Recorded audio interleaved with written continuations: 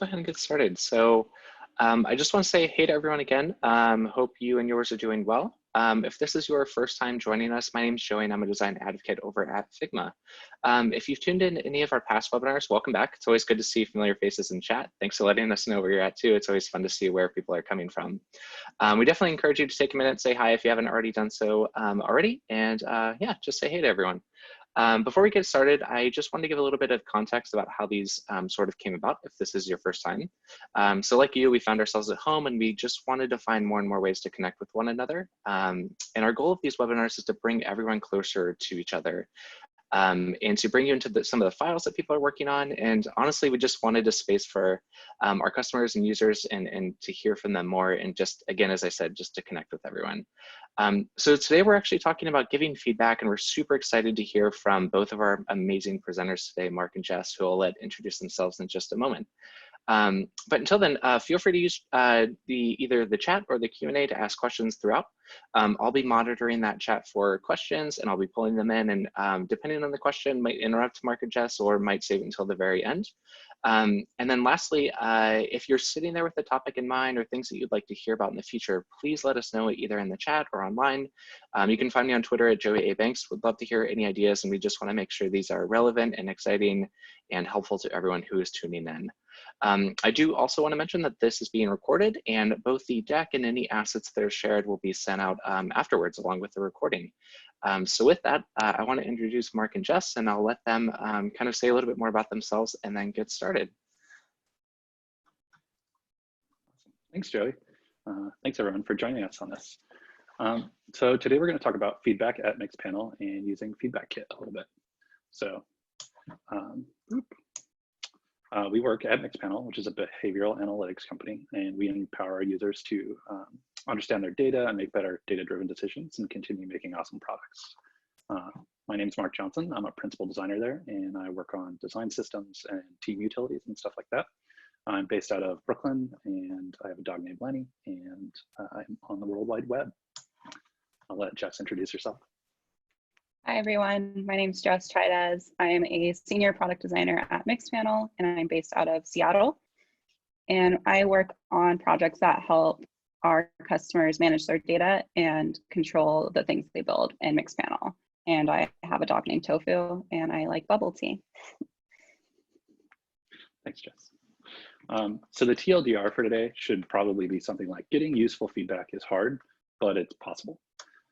And so today we're going to go over the reality of asking for feedback, the reality of getting feedback, and how to set yourself up to get good feedback, and how to set others up to give you better feedback, and then how we've used Feedback Kit at Mixpanel to help ourselves. So I'll start off by talking about the reality of asking for feedback. Basically, it's really easy to present your work without context. I think we might all know that. Now that most everyone is remote, this is happening most commonly in Slack. And so you end up like posting something like a dropdown that you're working on just in a random channel, and you're just like, what do you think of this? And if you're in a channel that's just, a few people that you work with on the daily, like your design team, it might be easier. You might be getting better feedback with that. But when you're posting that in a larger channel with both design teams and engineering and project managers and who knows who, you might get less valuable feedback. You'll just get reactions like, I don't like it, or I like how Airbnb does it, or this won't work in my project, which isn't necessarily what you're looking for. And so really you're not giving the context, you're just asking for a reaction, and people will happily give that to you. So congrats on your new fire. Anytime you do this in Slack, you kind of just set off a lot of different fires potentially, particularly in larger channels. And so you might be thinking to yourself, what have I done? What is happening? Like all these random people are responding to me. I have to like go respond to each one of these. They could be totally different messages from different people on totally different trains of thought. And they could be happening at totally different times. So this might happen right after you post something, before you even get to say what's going on or what the context is or what good feedback looks like. Or it could happen 2 months from now when somebody just has a question. Now you've got to go back in time to figure out what they were talking about and catch up. And so maybe you're just trying to do a good job. You're just trying to share early and share often, but now you've got this situation on your hands, And so you might be thinking, did that go how you thought it was going to go? Probably not. So the reality of getting feedback. Basically, everyone's just trying to do their job, right? And you're just asking them for input on your work. So by default, I think it's safe to assume that no one has any context to your work, and no one can read your mind or know what it is you're looking for unless you tell them what you're looking for. And it's mildly different within a company, like an in-house team versus a freelance person or an agency. In an agency or freelance model, it's more safe to assume that clients don't really know anything about what you're doing. You're doing a thing in a black hole and they don't know what your process is, right? So it's a little bit safer, and they may not know anything about the design process in general. In-house teams have the benefit of understanding the product, but they might also not understand constraints or the design generally speaking, right? So you have all this knowledge, but not everybody does. So telling others how to provide feedback that would be valuable is like a good way to go about it. So help me help you. So I'm going to pass this over to Jess to talk about our next bit.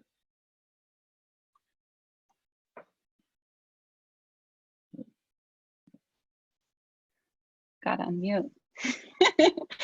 Sorry, guys. Okay, so yeah, I'll be talking about how to set yourself up to get good feedback. So what you need to do before sharing your work is establish context to make sure other people understand the problem you're trying to solve, what constraints you have, and also what feedback you're looking for. And this is a quote from our favorite person, Michael Scott: by failing to prepare, you are preparing to fail. Great, so prepare your work for your audience and decide what you want to show. And as we know, preparing your work just to get feedback isn't always the most fun thing. I don't think anyone really wants to spend an hour working on a PowerPoint presentation just to share work that you've spent hours or a week working on. So right now you might be doing things like dropping an image into Slack and just putting it into the abyss. But you could be doing something that would set you up more for success when getting feedback. And if only there was a thing that could help us with this. Oh wait, there is. So Mixpanel and Mark built this cool feedback kit, and it's available on Figma community. And we'll be sharing that out after this presentation. And I'll be sharing a few details about how to use it. So within the feedback kit, there's cool things that we've built, like these context setter cards, and you can use those to let your team know what you're working on, the problem you're solving. There's also stage selector cards, which you can use to let them know where you are at in the design process stage. So you can pull in this early stage card to let them know you're pretty early in designs, and you can fill out this section to let the team know what type of feedback you're looking for, and also what type of feedback you're not looking for, which is equally as important. So for example, let's say you're working on something that's early stage, you can let them know to focus on feedback surrounding the flow of what you're showing, and maybe not so much about color or typography or spacing, because you haven't had time to focus on that yet. In the kit, there's also generated method cards that you can use and pull in. There's a general ask card, and that's basically just a component that the team can use that's a thought bubble or a comment bubble. And these method cards let the team know what type of feedback they're going to be providing and how they're going to be providing it. There's also a silent critique card, which just sets the stage up to let people know that you're going to be providing feedback in a silent method. And there's also a value discussion method that we've built, which is a pre-built grid, and you can use it to plot ideas and make decisions based off of the axes. And the example we have is effort versus value. And the last method we have is the dot voting method, which can be used to prioritize ideas and track who's giving feedback in which place. And we also have pre-built kits or packs, and you can just pull these in from the assets library and put them in your Figma file when you're presenting. So now we have an easy way to provide context. But what are we supposed to do now? So next, I'll be going over how to set others up to give better feedback to you. So as Mark mentions, it's really important to let people know what type of feedback you're looking for and what type of feedback you're not looking for. And your work is set up to be shown, but first you have to think about which format you want to use and discuss from there. So I'm going to be focusing on some online tools since most of us are working from home. Of course, some of you might be doing feedback sessions in person back when we were in the office, but a lot of us right now are working remote. So let's talk about those. And it's also important to remember that the tool themselves that you're using to gather feedback won't solve everything, but if you're using, if you're setting up the context right, it will definitely help. So I'll be going over a few examples of tools to gather feedback and talk about the pros and cons of each. So Slack, as Mark mentioned, is very commonly used. We use it a lot at Mixpanel for gathering feedback also. It's really good for quick responses, small questions, sharing with a small set of people, and those who have context already on what you're working on. It might not be the best for gathering complex feedback or feedback on a complex feature. It might not be the best also if people don't have context into what you're working on. Not awesome for large audiences because paired with complex feedback, large audiences and no context, it can start those really long threads or those fires that Mark mentioned a few minutes ago. And lastly, because Slack is a thread, it's easy for those messages and feedback to get buried. Cool. So next is Figma, which we love. We use it a lot on the product team at Mixpanel. It's really awesome and powerful when you're pairing with Zoom. It's great for showing progress and collaborating while you're getting feedback. It might not be the most helpful if you're sharing a link with no context, and you might want to consider not using it if not everyone in your audience has access to it. So we also use Loom for setting the context or sharing progress. We don't use it so much for gathering feedback itself, but Loom is really helpful for setting context with longer explanations. Loom is really engaging and is sometimes more powerful to use versus having people read like a 3-paragraph long essay about what you're working on. So what we do is we use it and point back to a location to post feedback. The next one is Notion, which we also use at Mixpanel. It's really great for including non-designers, also great for those longer explanations and setting context. And there's comments within that, and it's just easier to keep track of all the feedback in one place. Of course, you might not want to create a document each time you want to collect feedback. So if it's for a quicker ad hoc discussion, you might not want to use Notion.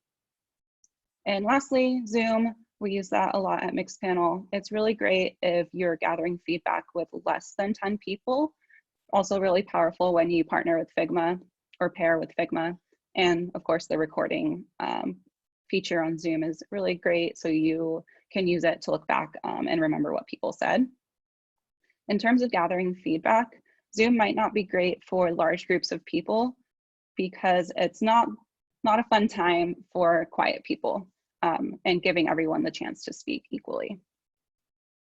Great, so once you consider the format you want to use for gathering feedback and set the context, hopefully you'll be set up for success. And you'll be going into your feedback session feeling a little like this. Great. So I'll be going over how we use feedback at Mixpanel ourselves, and Mark will share the first example. Yeah, so one of the first things I worked on using Feedback Kit was this value grid. We had built these little dots as like a concept for maybe making a feedback thing, but I was working with Mike Casebolt, who's our brand design lead, and we were trying to determine what like a product and marketing opportunity we might be able to merge on or like collaborate on. And so we had this annotation kit thing that we've been using. So we just threw a bunch of stickies on this grid to try to figure out, you know, what could we work on, what's like super easy to do, what's like the most valuable thing we could do, even though it's a lot of effort.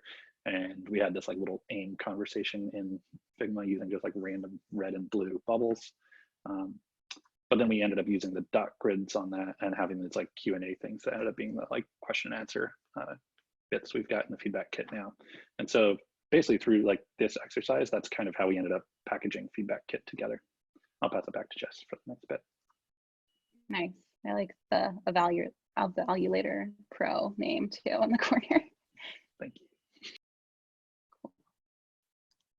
Okay, so I'll go over an example of how I've used Feedback Kit at Mixpanel in one of our design critiques. So we meet together as a product design team at Mixpanel once a week on Thursdays, and there's a little sign-up sheet that we use to give the team a little bit of context before the meeting. So at the time, I was working on a new feature involving sharing, and it was pretty early stage, and I wanted to gather the team's feedback on would this fit in all places in Mixpanel, and just get their general thoughts on it, since it was a new feature that we haven't had before. And so because it was a new feature, I thought through the methods I could use for feedback and decided to use the general ask method, which we had at the time, and then we built the silent critique method card after this to get as many instances of feedback as I could. And so what I did was I pulled the assets from the feedback kit and I pulled that into the Figma file itself. Let me go back one slide actually. It's also helpful if you create a new page in your Figma, since the feedback kit goes on top of your designs. So you don't really want, it's helpful to just set another page up. So in the critique, I pulled the context into the file itself, and I had the team go there first to understand the context, what I was asking them to do. And from there, I walked through some designs and asked the team to spend 15 minutes silently using the comment bubbles to post comments, questions, and concerns they had about what I shared that day. Great, so these are just some screenshots of the feedback kit in my file. So it's really cool because using the silent critique method in the feedback kit, I was able to get feedback from the whole team versus just one or two people, which I might have had I chosen a different method. And it's really helpful in the feedback kit because I could see all of the comments in context with the design itself, depending on where you are at or what type of project you're working on. You might not want the comments exactly on top of your design. So that's why creating a new page is also helpful, so people don't accidentally delete something on your file. So at the end, my file looked a little bit like this. You can see all the comments here.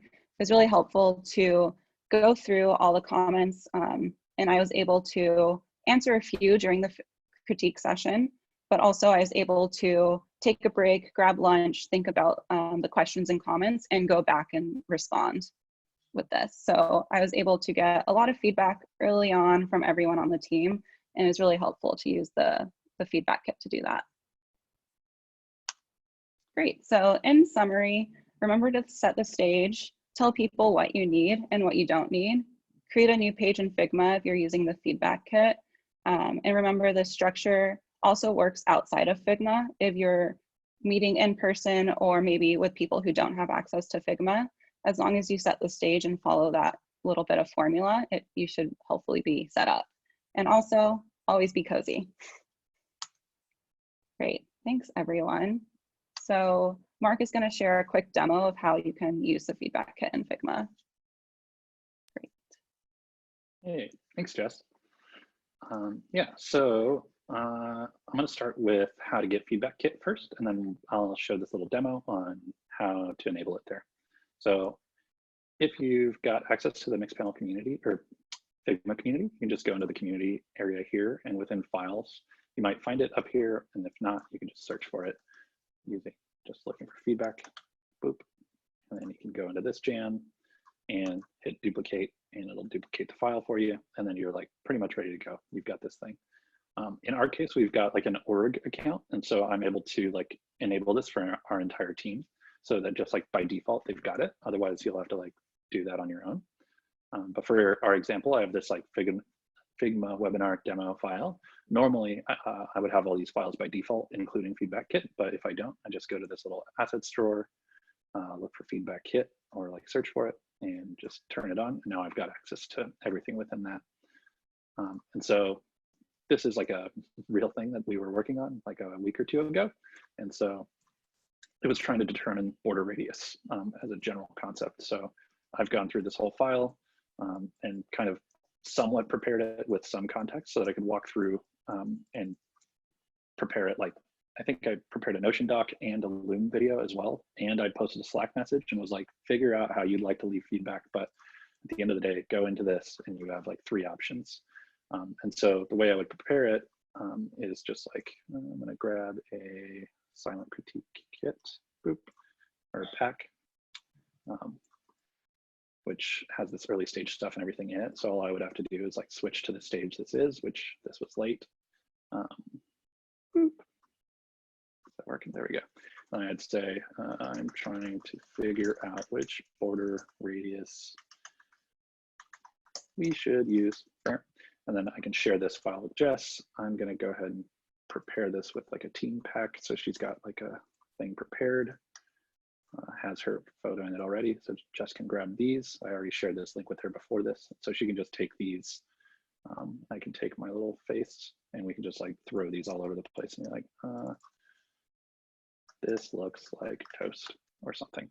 You know, leave probably more helpful feedback than this, ideally. But the general idea is that I can go in here and start leaving feedback on all this kind of stuff. If that makes sense. Oh, did I hit return? Everything looks weird. There we go. Everything's perfect. And we had these little like emoji reactions too, so other people could go in and add their like, oh yeah, I like that a lot, or whatever, kind of like you have in Slack. It's kind of like manual Slack or something. But just like Jess said with her sharing stuff, it's like really helpful to get this feedback in context of these like really specific looking things. Because, you know, I've been in this file working on border radius like a total wild person, putting like all of the, you know, I'm nesting rectangles and changing border radius over and over again for an entire day. And then I need to talk to humans and find out which one they want. And usually they would just be like, this is negligibly different, but it might be better to show it in context, which is why these little things were prepared. But yeah, I think that's kind of the gist in terms of like how this might end up looking. Oh, that's a good point, Jess. We could fix this live, but I'm not going to because I didn't make that state for this. Anyway, I think that's kind of the gist in terms of this demo. I'm curious what questions you have. Awesome. Thank you.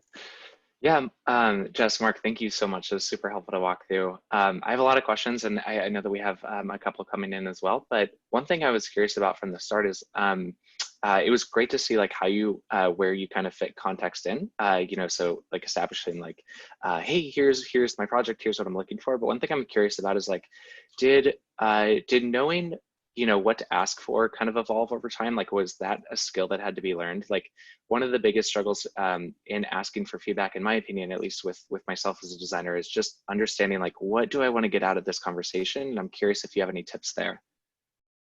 Yeah, totally. I mean, I think all of this has been an evolution, and I think feedback evolves from team to team, like, and from your experience to like the next one. Like before working on Mixpanel, I ran like an agency, which is why I wanted to put that like agency versus in-house thing in there, because to me it's a lot different. You have to kind of like assume no one knows anything in agency world, and in I think in-house world, there's already like a culture that's established, and you have to like realize what it is and like what the best way to go about getting feedback is, and like who your stakeholders are internally, right? Like you need to kind of learn that stuff. But yeah, I don't know what your experience is on that, Jess. Yeah, I think for me, it was a little bit of just a learning experience in my first few years as a designer, sharing something and then getting feedback that had nothing to do with what I was asking for, like focusing on the button color or sharing a wireframe and people asking why it's gray. So I definitely learned to include what I wasn't looking for feedback for and be specific for what I was expecting feedback on. I love that a lot. Yeah, I know it can be a struggle. And I'm also curious, just one more thing related to that question. Have you found like that there are points, or have you like as a team sort of decided like when and how to bring different stakeholders in? I know that, you know, for any given project, there can be multiple levels of stakeholders. And sometimes it can be a little bit detrimental to bring in like the ones who really make the decision at the beginning. And I'm curious if you've maybe found a method for that or have any like super high level thoughts around that.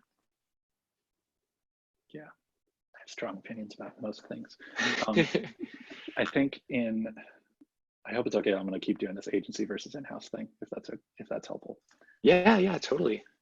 I think for sure in agency world, the higher up people need to be involved as soon as possible, because otherwise you're pretty much doomed from the start, because they don't have the context, they don't go through the process, they just see the end result.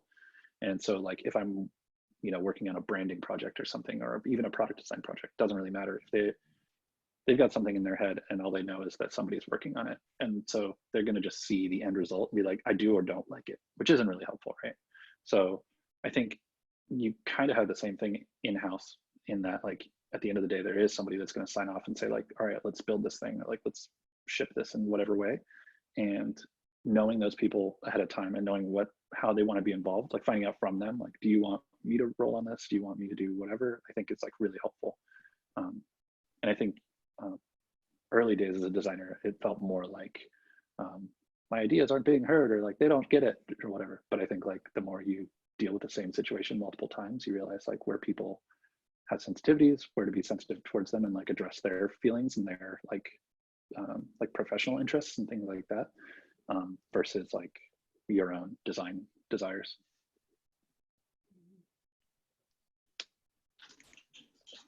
That makes a lot of sense. And actually, one question that's sort of related to this that came in was, I think something that we've all been through, where you might have a stakeholder or a teammate who wants to provide early stage feedback, but it's sort of in the late stage, right? It's like maybe the week before it's scheduled to go out. And I'm curious if you have any tips for maybe how to like best work with those conversations, or how to make them feel heard, whether it's for the current project or the next project, while, you know, not totally throwing off your deadline.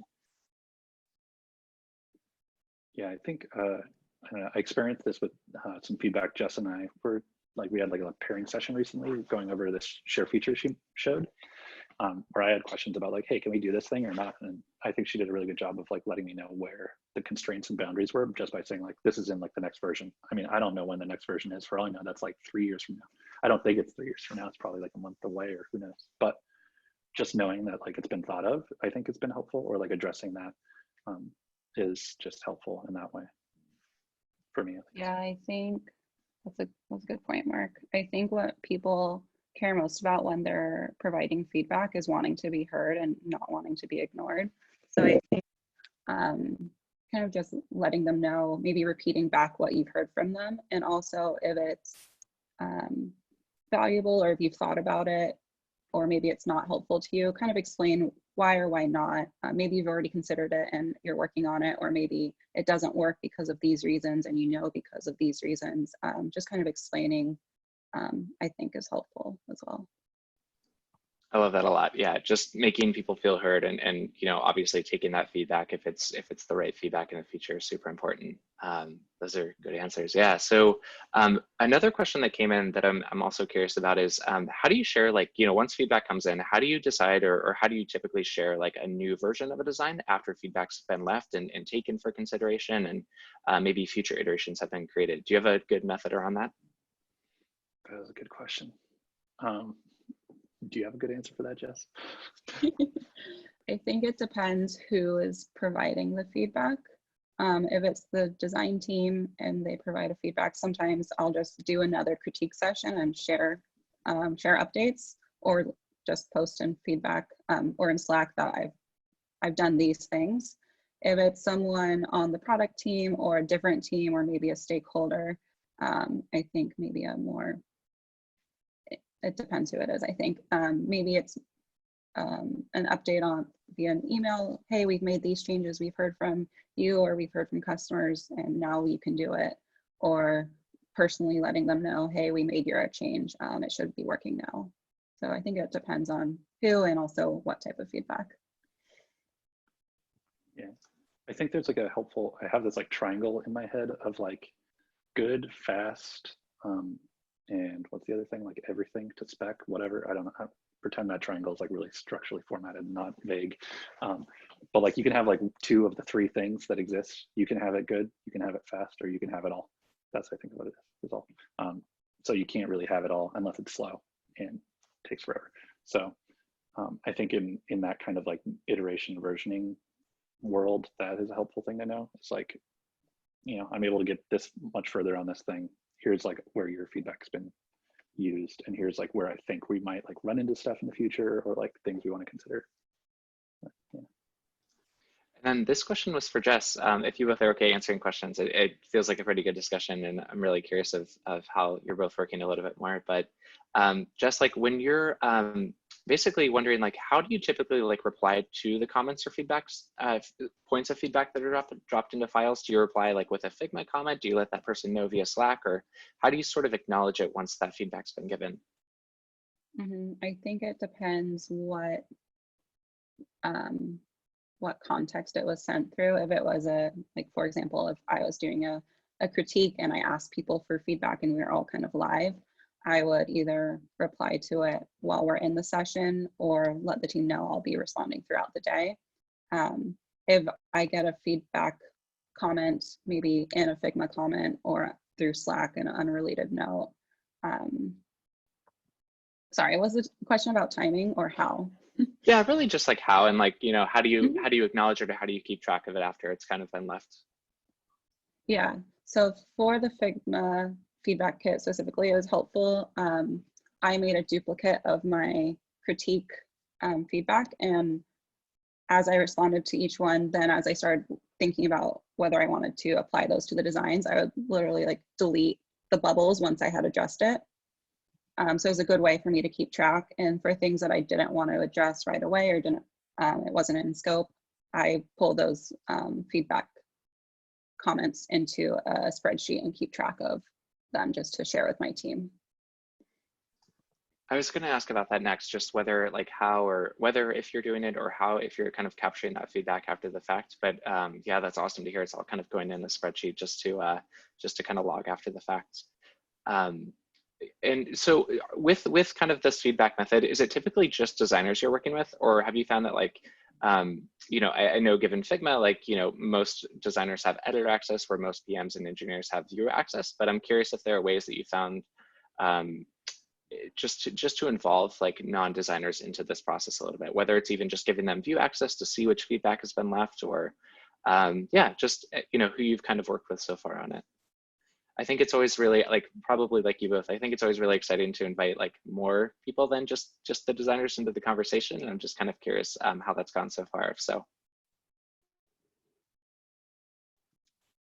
Yeah, I think it's mostly just been designers. The sharing is no problem with everybody. I think we're pretty open about sharing all our design files and state of things, including the feedback. But we don't have licenses for like the PMs or engineers typically, because most of them are not using on the daily. I think if they wanted to get involved in that, we'd be pretty happy to like help them figure out how. Yeah, I think that. Oh, go ahead, Jess. I was just going to follow up. Yeah, Figma's mostly used for the product design team right now and the marketing design team.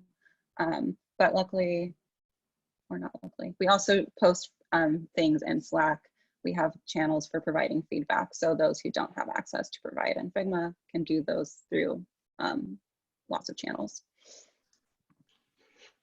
So speaking of Slack, actually, a question came in that was around just kind of tools in general, and wondering how do you know when to use a specific tool? And if you have, you know, I know we listed kind of the pros and cons for each, but I'm curious if there's a little bit like of a process there, or if you found that some tools work better for specific types of feedback and others work better for other types of feedback, or is that maybe still a little bit of a work in progress? I feel like all this stuff is like a moving target all the time, especially because like I've been working remote for forever, like 6 years or something, and Mixpanel as an organization is like remote suddenly, you know, and I think a lot of us are dealing with that kind of thing. So I think while it'd be cool to just say, this is like the exact way to do it and it's right every time, I think the reality is it depends on pretty much every situation, like situation to situation. I do think that like as a rule of thumb, if like a thread starts emerging and there's more than like 8 replies, you might as well just have a call, because replying to that much stuff is not super helpful. And you have like however many people are involved on that, multiply that by typing, multiply that, it's like exponentially bad, just in terms of time use, not necessarily like a bad experience or whatever, but I would imagine that that is more valuable time spent together, like on a call and just figuring out what's going on. But to like flip that coin, I also see like sometimes this pattern emerge of like, oh, we're remote, we should meet way more all the time and have like Zoom meetings for fun, which I don't think is necessarily productive either, for feedback or for like actually getting stuff done. So I think it's just like balancing, you know, like at the end of the day, you as the designer or person who is trying to get feedback, is you have like control of over the material that you're about to ask for feedback about. So I think it just takes a minute to be like, what do I think is going to be the best for this? Certain things like this border radius example thing, I put it in Slack, I put it in Notion, I put it in Figma, I put it on Loom. And I would say the mix of Figma and Loom are probably the better method than like Slack or Notion or email or whatever. But I think it's case by case. Yeah, I know one thing that we've been trying at Figma, at least on the team that I work on, is instead of, you know, where we can, instead of having a Zoom meeting, actually creating a Loom for kind of the thing that we want to go over and sharing, whether it's the file or the document that we want to get feedback on, and then just sharing that out after for people to asynchronously look at, which has worked out really well. So one other question I have is, and it sounds like both of you have been fortunate enough to always work for companies where feedback is really encouraged, kind of from the get-go. But I could maybe imagine a scenario where companies want to move really, really quickly and you want to get things out the door and test it with your users first. I'm sort of curious if you have any tips for how a designer can maybe approach the conversation of expressing that feedback is really important to grab, and like it is worth this extra time of kind of spending in a file, you know, to share this with everyone and to get those thoughts and feedback before something actually goes out the door. I'm curious if you've ever run into something like that, if that was ever a problem at Mixpanel, though it doesn't seem like it. But yeah, just sort of wondering if you have any tips there as well. You got some, Jess? I'm still stewing on it. I have something. Okay. You can go first. I'm trying to think of this as like a scenario. I think, at least in recent memory, I haven't had a lot of like, I mean, the stuff I'm working on at Mixpanel is like design system stuff, which is mostly addressing the design team. And so I like talk to them about the problem that I'm trying to solve for them. The customers end up interacting with these objects, but I don't think the customers are going to need to be on a usability test for a 4-pixel versus 6-pixel border radius discussion. And I think that would be a waste of time. It's like a super easy thing to change. But like for something like bigger, I've tried using it to my advantage in like branding exercises, is like doing some really early customer feedback studies on like what a brand might look like through usability hub and stuff like that. I've done before, where you can like show like 3 options of like something without even the name on it, just like random logo mark, just so that you can take that into like your meeting with your client and say like, just so you know, I get that you have this logo that you already love a lot, but like customers don't understand what it is and they prefer option blah. Like I've found that to be helpful, but I haven't had to like cut somebody off and be like, no, we can't do user testing before blah, blah, blah. Like it hasn't really been a problem that I've encountered a lot, but that's just my experience. Yeah, I haven't had too much experience where I've had to pitch getting feedback, at least internally. If you find yourself in that scenario, I think there's ways of doing it pretty like scrappily without taking too much time. For example, our weekly critiques are only an hour and you spend 30 minutes each for 2 people. You can also do just walk over, once we're back in the office, walk over to your co-designer and ask for their feedback. I think there's quick ways of getting feedback and just helping validate those decisions. I have found myself in the position though of like having to ask or prove why customer calls are valuable. But typically I think most people want to at least have eyes internally on things before they release. It's really more do we have time to show and schedule with customers? That's where I've seen kind of the pushback. That makes a lot of sense. Yeah. Well, Jess, Mark, I don't want to take up too much of your time, but I really appreciate both of you being here today and for sharing this kit. And it's just been really exciting to see so many people kind of making these kits for others. And I think this is hopefully going to be a really useful one for others out there who want to kind of get started. So thank you both so much for joining today. And for everyone else online, thank you so much for hanging out with us for the hour. We really, really appreciate it. It's really good to see everyone here today and just so much of the community at once. I do want to say well, we are doing these weekly, and if you have any topics or suggestions that you'd like to see, please let myself know. We definitely want to make these as useful and as productive as possible, you know, kind of given everything that's going on in the world right now. So yeah, please share. But again, Mark, Jess, thank you so much. Everyone, if you want to see any upcoming events, head over to figma.com/events for more. And yeah, stay safe, everyone, and thank you both so much again. Yeah, thank you. Bye, Cool. everyone. Take care, everyone. Bye, y'all.